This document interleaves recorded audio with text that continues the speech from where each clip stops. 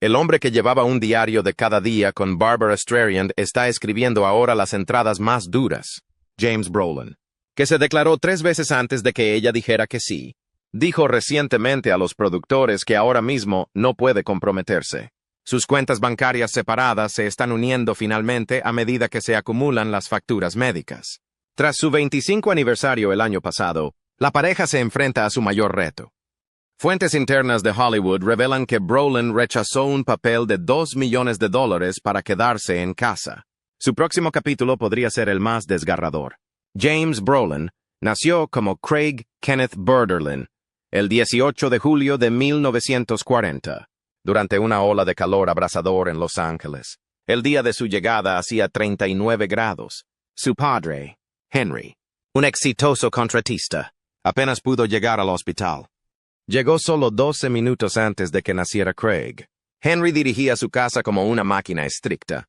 Desde los 4 años, Craig tenía tareas diarias y revisiones semanales de su comportamiento. Su madre, Helen, trabajó una vez como extra en una película, pero nunca se lo dijo a Craig.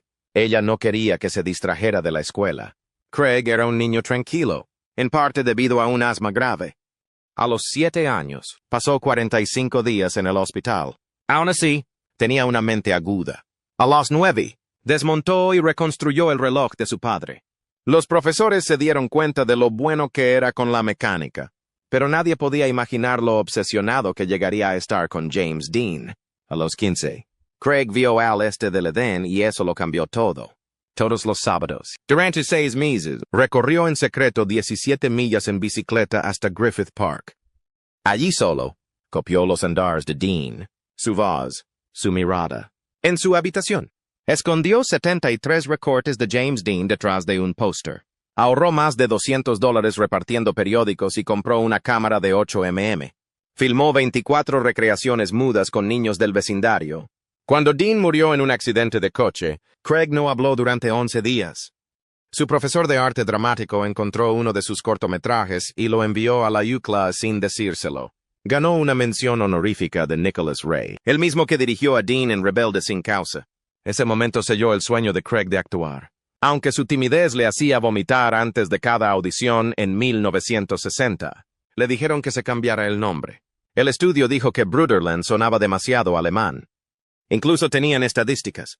Los nombres cortos con sonidos duros tenían mejor reconocimiento. Craig no quería hacerlo. Tuvo 7 reuniones argumentando en contra. Pero el estudio ganó. Le dieron James por su obsesión con James Dean. Su padre no le habló durante más de un año. Su madre envió por correo su nuevo retrato a sus parientes tratando de explicárselo. Durante 214 noches, James no pudo dormir sin pastillas. Y después de todo eso, el estudio le dijo que estaba actuando demasiado como Dean, precisamente lo que le habían pedido.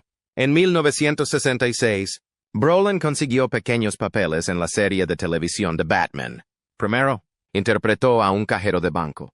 Al director le gustó cómo soltaba las bolsas de dinero, así que consiguió más tiempo en pantalla. Meses más tarde, otro director le dio el papel de Eraser, sin darse cuenta de que había estado en el programa antes. Incluso se rompió 3 costillas haciendo sus propias acrobacias. Entonces, Adam West lo eligió para un tercer papel. Nadie en el set se dio cuenta de que ya había sido elegido 2 veces. No tenía hogar. Vivía en un Chevy de 1958 y usaba las duchas del gimnasio de los estudios Fox. En 1967, todo se vino abajo. Protagonizó The Cape Town Affair, una película que advirtió que fracasaría. Envió memorando sobre el mal guión y los problemas culturales. Nadie le hizo caso. La película fracasó. Le despidieron mientras visitaba a su madre en el hospital. Peor aún, Fox le exigió que devolviera $11,400 de salario. Estaba arruinado. Durante 18 meses, no pudo conseguir trabajo. Se convirtió en un mecánico en Van Nuys, arreglando coches para la gente que no tenía idea de que una vez fue una estrella en ascenso. Entonces el destino intervino. Un ejecutivo de Universal llevó su coche a reparar y quedó impresionado por la ética de trabajo de Brolin. Le ofreció una prueba de pantalla. Esa prueba llevó al papel que cambió la vida de Brolin. Se convirtió en el Dr. Stephen Kiley en Marcus Welby, MD. La serie empezó en 1969 y duró hasta 1976. Brolin interpretaba a un joven médico motociclista que trabajaba con un compañero mayor. La serie se convirtió en un gran éxito. En 1970 ganó un Emmy, y le siguieron 2 Globos de Oro. En su segunda temporada, el programa era el más visto de ABC. Abordaba temas médicos serios como el cáncer, la depresión y el Alzheimer.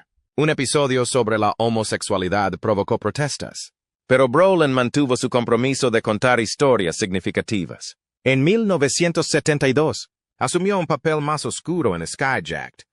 Interpretó a un veterano de Vietnam perturbado que secuestra un avión.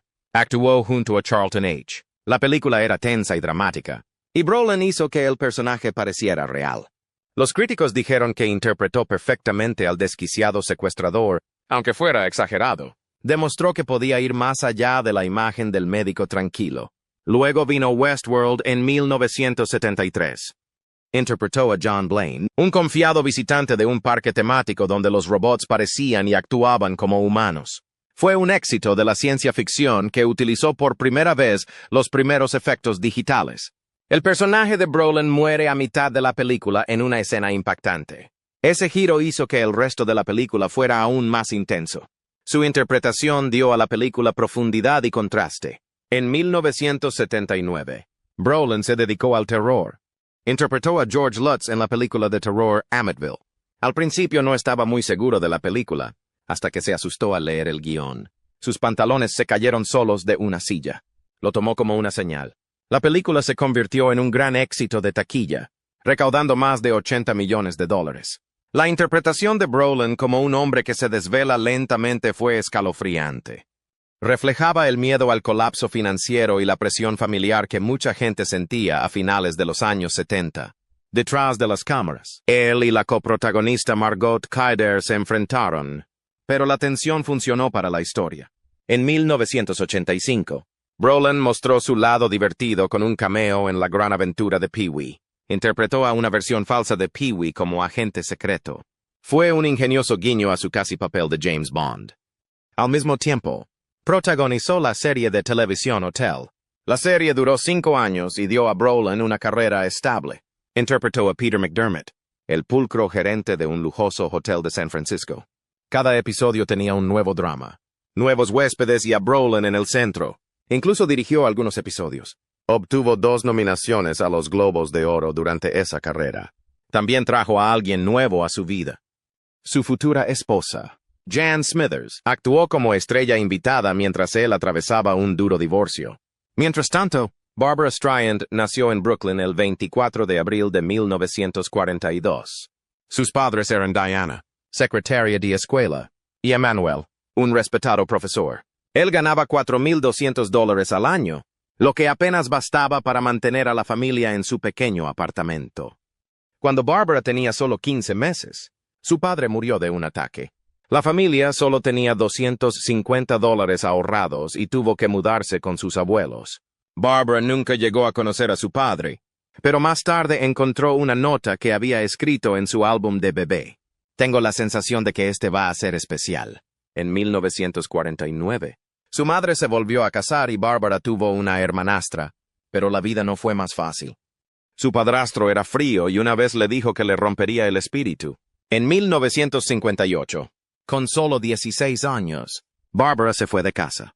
No tenía a dónde ir ni dinero. Durante 1 año y medio, se quedó donde pudo. Amigos, sofás, catres viejos, e incluso escaleras de incendios en verano. Llevaba una maleta sujeta con cinta adhesiva en la que había 3 conjuntos, 2 pares de zapatos y 12 discos. Incluso entonces, mantuvo una asistencia perfecta a la escuela. Estudiaba en bibliotecas y comedores y trabajaba a tiempo parcial por 75 céntimos la hora. Solo ganaba $17 a la semana, pero lo conseguía visitando a su madre 2 veces por semana, justo a tiempo para la cena, para poder comer sin tener que admitir que era una sin techo. Llevó el mismo abrigo durante 3 años, arreglándolo ella misma e incluso tiñéndolo de otro color con restos de material de vestuario. En 1960, Barbara trabajaba como acomodadora en un teatro y ganaba algo más de $46 a la semana. Vio la misma obra, Sonrisas y Lágrimas, más de 100 veces. Memorizó cada escena. Y antes de trabajar, practicaba cantando sola en el teatro. Una noche, un director de escena la oyó cantar. Pensando que era una suplente, le preguntó quién era. Ella se atrevió a decir que estaba haciendo una audición, aunque no lo era.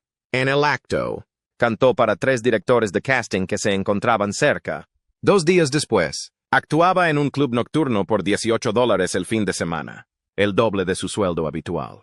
Pero el teatro la despidió por incumplir las normas.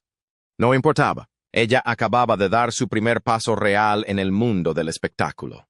Hasta entonces, nunca había recibido clases de canto. Aprendió cantando en escaleras y metros, probando ecos y atrayendo a pequeñas multitudes. Ese mismo año, se alojaba en casa de un amigo, Barry Deenan, en un apartamento pequeño y caluroso.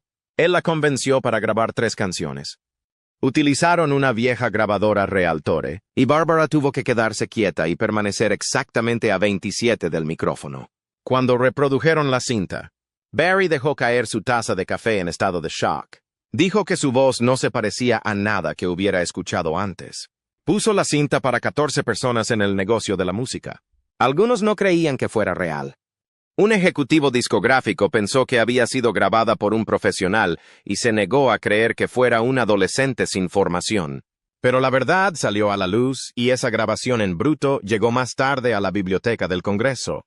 Entonces llegó la noche en que todo cambió. Era septiembre de 1960 y Barbara, con solo 18 años, subió al escenario de un club nocturno con un vestido de $6 de una tienda de segunda mano. Sus pendientes no hacían juego. Ese mes ya había sido rechazada en 7 audiciones.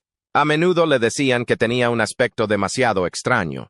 Un productor llegó a decirle que tenía una voz de $1,000,000, pero una cara de 5 centavos. Pero esa noche, cantó Cry Me a River y siguió con una divertida versión de ¿Quién teme al lobo feroz? El público se quedó en silencio. Luego aplaudieron durante casi 5 minutos.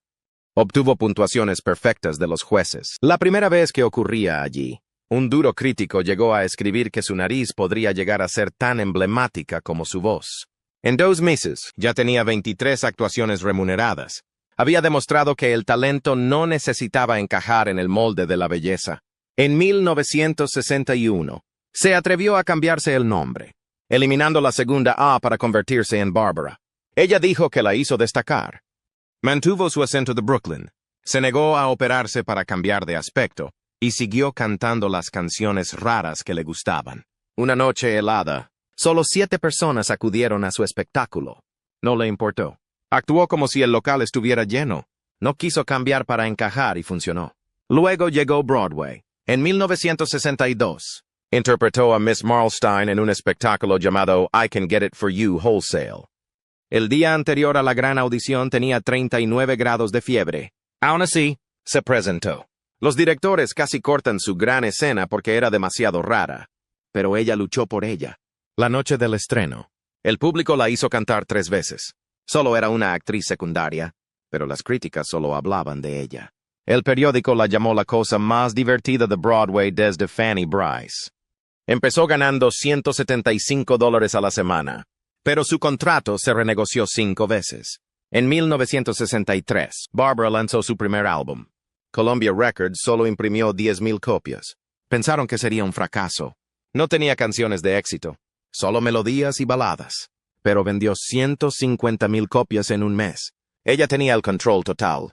Ella eligió las canciones. Incluso rechazó una portada en color y optó por una simple foto en blanco y negro. Fue en contra de todos los consejos de marketing.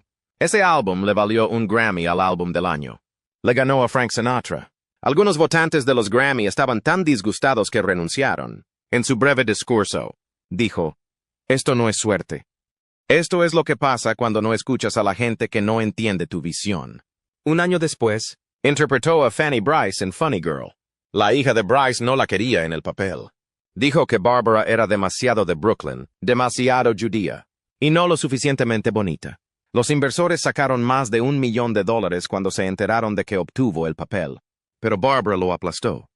Interpretó el papel 867 veces, faltando solo a 2 funciones. Incluso cuando tuvo neumonía, no paró. Cantaba canciones escritas solo para ella porque su voz tenía un registro de 3,5 octavas. En una escena, se rompió un aspersor y la empapó, pero siguió cantando. Al director le encantó y la añadió al espectáculo. Cuando el espectáculo se trasladó a Londres, las críticas fueron duras, pero al final, las entradas se vendían en el mercado negro por 150 libras, una cantidad escandalosa para la época. En 1965, firmó un contrato televisivo con la CBS. Valía $5 millones por 10 especiales. Ella solo tenía 23 años, pero el contrato le dio el control total. CBS no podía cambiar nada sin su aprobación. No podían interrumpir sus canciones con anuncios. Su primer especial, My Name is Barbara, rompió todas las reglas. Empezó el programa cantando sola en la oscuridad. Los ejecutivos estaban aterrorizados, pero el 71% de la gente que veía la televisión esa noche estaba sintonizada. Ganó 5 premios Emmy. Incluso editó todo el programa ella misma. El director admitió más tarde que se limitó a seguir sus instrucciones. En 1968, Barbara Streisand dejó los escenarios de Broadway para entrar en la historia del cine. Protagonizó Funny Girl en el papel de Fanny Brice, el mismo que la hizo famosa sobre el escenario. La película alcanzó una gran popularidad y se convirtió en la más taquillera del año en Estados Unidos. La interpretación de Barbara fue tan poderosa que ganó el Oscar a la mejor actriz. Fue su primera película. Aún más sorprendente, empató con Katharine Hepburn, el único empate en esa categoría de los Oscar de la historia. La película obtuvo 8 nominaciones al Oscar y confirmó que Barbara no era solo una estrella de teatro. Ella era ahora una estrella de cine, también. Años más tarde, la Biblioteca del Congreso conservó Funny Girl como un tesoro nacional, pero Barbara no se limitó a los musicales. En 1972, se arriesgó con What's Up, Doc, una comedia salvaje con Ryan O'Neal. Al principio, odiaba el guión y dijo a los periodistas que fracasaría, pero entre bastidores se hicieron cambios importantes. Su personaje se reescribió para que fuera más divertido, mientras que O'Neal interpretaba al serio, y funcionó. La película fue un éxito, convirtiéndose en la tercera película más taquillera del año. Barbara ganó $500,000 por el papel, más que su coprotagonista, y los críticos alabaron sus dotes cómicas. La película se convirtió en un clásico, figurando en las listas de las mejores comedias americanas. Al año siguiente, Barbara protagonizó junto a Robert Redford The Way We Were. La película narraba la historia de una apasionada activista judía y un encantador escritor en una época de tensión política en Estados Unidos. El presupuesto era de solo $5 millones, pero la película recaudó 50 millones. La película le valió a Barbara otra nominación al Oscar y un importante premio del cine italiano. La canción principal, cantada por ella, se convirtió en el mayor éxito de 1974 y vendió más de 2 millones de copias. Décadas más tarde, fue incluida en el Salón de la Fama de los Grammy. A estas alturas, Barbara quería tener más control sobre su trabajo. En 1972 fundó su propia productora, Barwood Films. Su primer proyecto fue Up the Sandbox, una película extraña pero atrevida sobre un ama de casa aburrida que se refugia en sus fantasías. No fue un éxito de taquilla, pero la crítica respetó su valiente visión del feminismo. Los críticos compararon su presencia en la pantalla con la de leyendas como Greta Garbo. Roger Ebert dijo que interpretaba a una mujer a la que no le importaba lo que pensaran los demás. Y ese tipo de personaje era raro en las películas de entonces.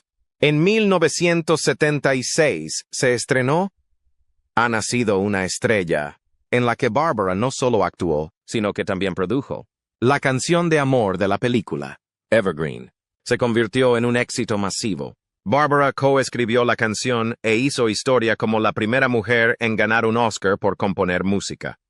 La canción también ganó un Grammy y un Globo de Oro.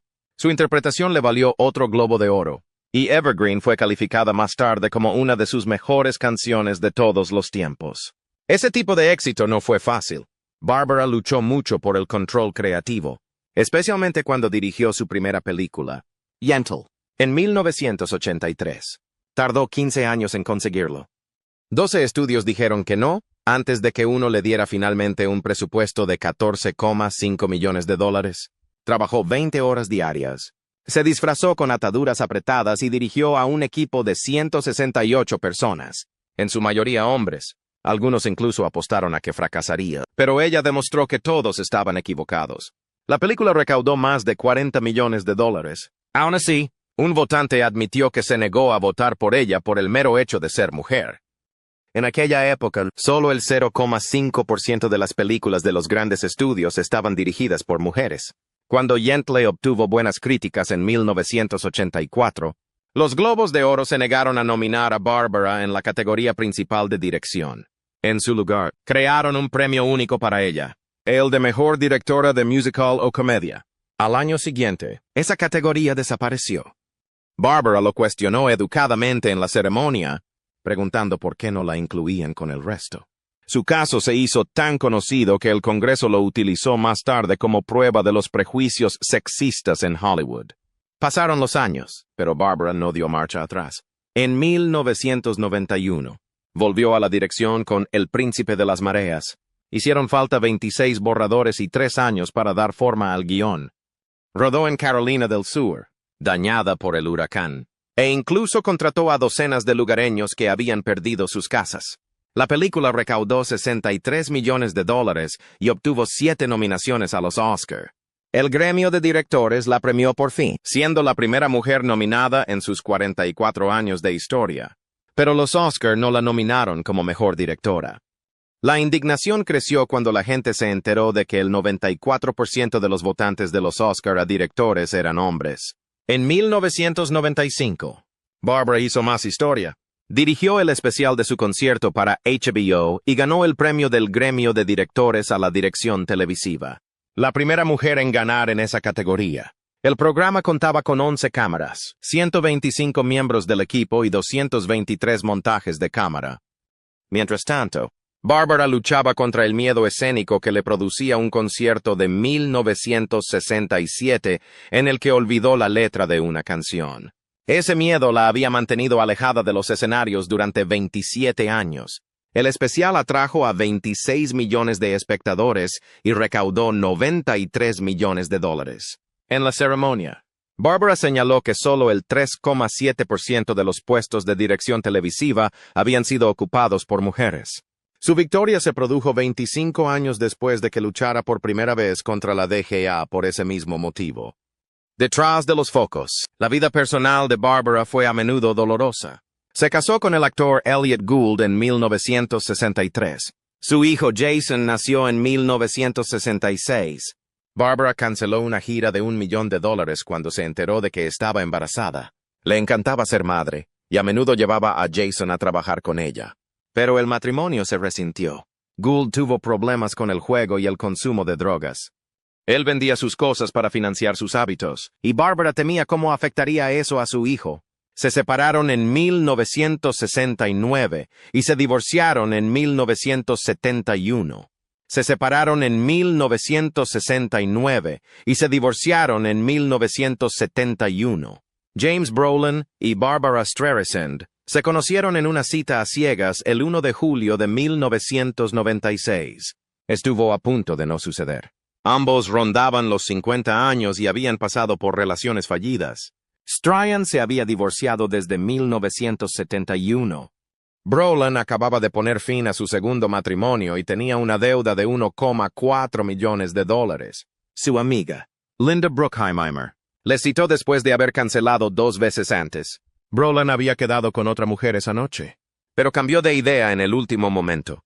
Se tomó un Valium porque estaba nervioso. Streisand esperaba un tipo rudo con barba, pero lo encontró bien afeitado para un papel diferente. Acabaron hablando durante 6 horas. Más tarde se dieron cuenta de que habían nacido a solo 3,44 millas de distancia en Los Ángeles. En los primeros 30 segundos, Streisand le preguntó, ¿quién te ha estropeado el pelo? No tenía mala intención, pero a Brolin le afectó mucho. Su exmujer nunca había hecho comentarios sobre su aspecto en 11 años. Ese comentario se le quedó grabado. Estuvo a punto de irse, pero algo en sus ojos le hizo quedarse. Esa noche terminó a las 3:27 a.m., con ella pidiéndole un mechón de su pelo. Ella se lo quedó. Ahora está enmarcado en su casa junto con una nota manuscrita. Más tarde, Admitió que solo 17 minutos después de conocerle, sintió que era diferente a las 28 citas a ciegas que había tenido en los últimos 3 años. Brolin intentó declararse 3 veces. La primera fue 87 días después de conocerse en un globo aerostático sobre el Valle de Napa. Él le regaló un diamante de 3,9 quilates valorado en $250,000. Ella dijo que no. Ella tenía una regla de 2 años después de una mala experiencia con un prometido anterior. La segunda proposición tuvo lugar en la Nochevieja de 1997 en Nueva York. Puso la canción favorita de su infancia y se arrodilló delante de 14 amigos. Ella volvió a decir que no. La tercera vez funcionó. Fue el 15 de marzo de 1998, durante un picnic en su casa de Malibu. Esta vez le entregó una carta de 24 páginas con 98 razones por las que debían estar juntos. Lo que él no sabía entonces, lo que ella solo reveló en sus memorias años después, era que había estado comprometida en secreto con otro hombre cuando se conocieron. Ella rompió después de su quinta cita. Se casaron exactamente 2 años después de su primera cita. El 1 de julio de 1998. La boda costó $1,4 millones. Se celebró en la casa de Sterrison en Malibu. La seguridad era estricta. Había 37 guardias, una zona de exclusión aérea y acuerdos de confidencialidad con penalizaciones de $250,000. La ceremonia comenzó a las 8:47 p.m., la hora exacta en que se conocieron.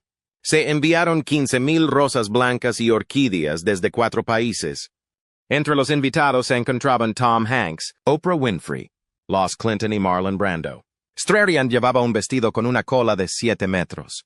Brolin llevaba un traje de Armani con gemelos de diamantes.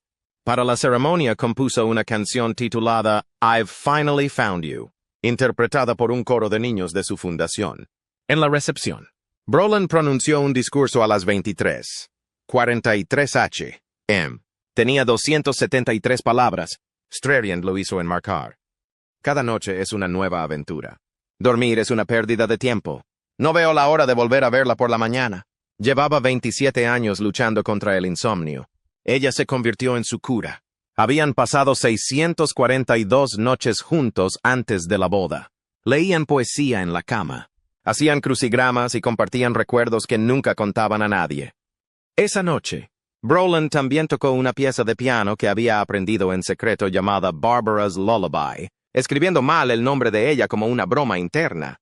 John Travolta dijo más tarde que Brolin había llevado un diario de cada día que habían pasado juntos, que planeaba regalarle en su 25 aniversario.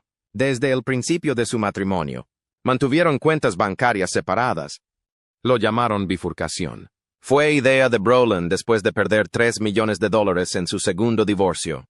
Dijo que incluso dividían las cuentas de la cena todos los martes. Strerian valía 400 millones y Brolin tenía 60 millones. Así que esto ayudó a mantener las cosas iguales. Compartían una sola cuenta con 800,000 para la casa. En una entrevista de 2023, Brolin dijo que este montaje les salvó de las peleas por dinero que arruinaron otros matrimonios de Hollywood. Durante el encierro de CO-19, su vínculo se hizo aún más fuerte. Mientras muchas parejas se separaban, ellos se volvieron a enamorar. Pasaron 425 noches seguidas juntos. Se despertaban a las 6:45 a.m. Meditaban y preparaban el desayuno. Hicieron 37 rompecabezas, uno por cada posible año de matrimonio. Vieron The Crown y Bridgerton 2 veces y representaron escenas disfrazados. Incluso escribieron un diario de 278 páginas durante el encierro, que Brolin insinuó que podría convertirse en un libro de memorias. Su colchón sueco de $35,000 se convirtió en su cuartel general. Lo llamaban la sala de juntas. Tenía soportes especiales para ambos, lugares para documentos y almohadas que se convertían en soportes para portátiles. Desde esa cama tomaron grandes decisiones profesionales. Strerian incluso escribió canciones para su álbum de 2018 Tumbada allí. Pasaban entre 4 y 6 horas al día en ese colchón. Su dormitorio fue insonorizado con un coste de $175,000. Roland decía que la mayoría de sus mejores ideas surgían de ese espacio tranquilo. Cuando luchaban, Deben Passes, no era al azar. Seguían reglas estrictas. Nada de teléfonos, respiraciones profundas cada 30 pasos y caminaban en direcciones opuestas por su finca de 3,2 acres. Después de 17 minutos, volvían y escribían entradas en su diario sobre cómo se sentían. Utilizaron este método al menos 217 veces. Una vez, durante una pelea por el libro de Strarion en 2019, dieron 7 paseos en 3 días, incluso en vacaciones. Pidieron al personal del hotel senderos separados para caminar. Brolin dijo que caminar ayudó a sus cerebros a calmarse y resolver problemas de forma natural. Strarion también se mantuvo ocupada con su pasión por la salud cardíaca de las mujeres. Lanzó la campaña Fight the Lady Killer en 2014. Le sorprendió saber que las cardiopatías matan a más mujeres que todos los cánceres juntos. Ayudó a financiar un centro cardíaco en Cedars-Sinai e impulsó una mayor concienciación. Dio una importante conferencia en los Institutos Nacionales de Salud en 2018. Habló sobre cómo las mujeres a menudo reciben peor tratamiento cardíaco que los hombres. Su campaña ayudó a reducir el número de muertes de 1 de cada 3 mujeres a 1 de cada 4. También pasó 10 años escribiendo sus memorias. Mi nombre es Barbara. Se publicó en 2023 y tenía 970 páginas. Lo escribió todo a mano. Había empezado a pensar en ello en la década de 1990. Incluso Jacqueline Kennedy le pidió una vez que lo escribiera. La crítica alabó su honestidad y estilo. Brolin bromeó diciendo que probablemente escribió la mayor parte en la cama sobre su lujoso colchón. A partir de 2025, Brolin tiene 83 años y sigue trabajando. Dijo a la revista People, no pienso parar. Estaba rodando Ransom Canyon y narrando la última temporada de Sweet Tooth. Bromeaba diciendo que Strand hacía menos películas, pero lo compensaba con cantidad. 97 películas y 600 horas de televisión. Dijo que lo que más le entusiasma es el próximo proyecto. Ransom Canyon supuso el regreso de Brolin al western. Interpretó a un ranchero llamado Cap Fuller que muere en el episodio 9. Deseó que su personaje hubiera permanecido más tiempo. La serie fue también la primera gran producción solar de Netflix. Se rodó a lo largo de 150 millas en Nuevo México. Casi al mismo tiempo, Brolin terminó de narrar las 3 temporadas de Sweet Tooth. Habló de su larga historia con los caballos y dijo que dirigir seguía siendo su favorito, pero que actuar le mantenía con energía.